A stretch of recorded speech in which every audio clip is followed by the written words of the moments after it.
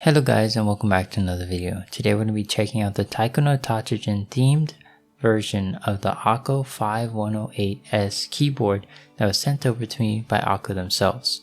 Now this keyboard goes for $109.99 on Akko's website and comes with die sub JDA profile keycaps. This is a 5-pin hot swappable board with RGB and takes USB-C. Now the only switch option in this keyboard is their Akko crystal switches, which honestly if you are going to be using this for Taiko or anything like rhythm game related, then this is probably a pretty nice and light switch for you to use, so I'm really happy with the switch option. Now when it comes to the actual board itself, it is really good. You know, the stabilizers sound pretty decent right out of the box for a pre-built keyboard.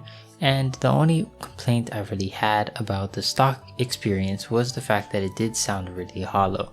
Now some people might like that sound profile, but I'll let you decide that for yourself. Here's a quick sound test of how it sounds.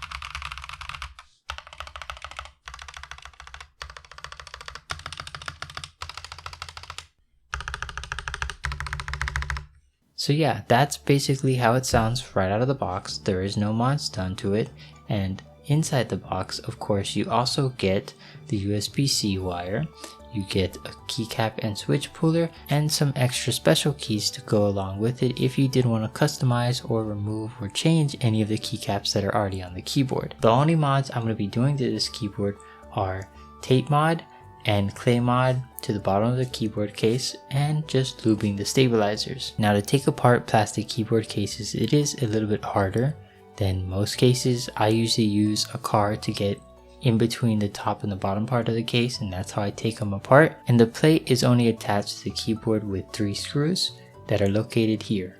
Once you remove those 3 screws, you're good to go. I personally didn't change out the switches because I like them.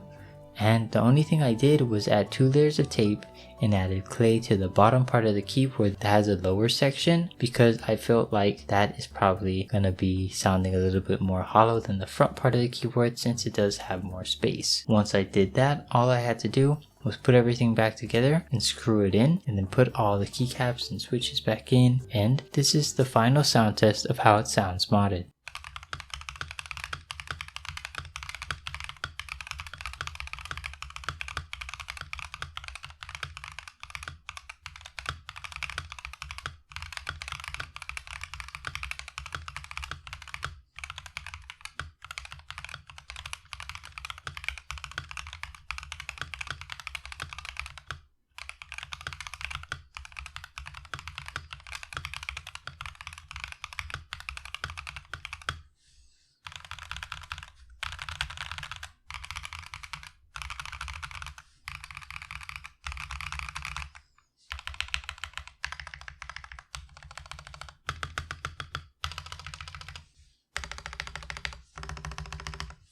Now I know some people might prefer the way it sounds stock or the way it sounds modded, but I just prefer this sound profile because it does not sound as hollow as it does when it just comes right out of the box. I'm not a big fan of full-size keyboards, so I do wish that they offered this keyboard in maybe like a 65% or something like that. That would be really nice to see because it takes up a lot less space.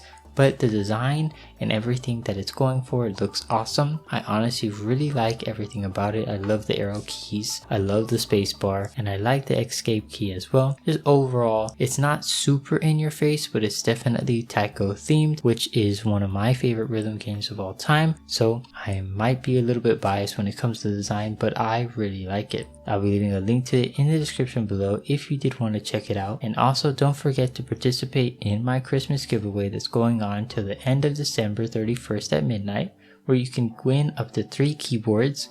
I'll be giving away 2, and Turboards, a fellow keyboard content creator, will also be giving away a keyboard himself. I'll be leaving a link to that giveaway in the description below as well. Other than that, let me know what you guys think about this keyboard in the comments down below, and I'll see you guys in the next video. Peace.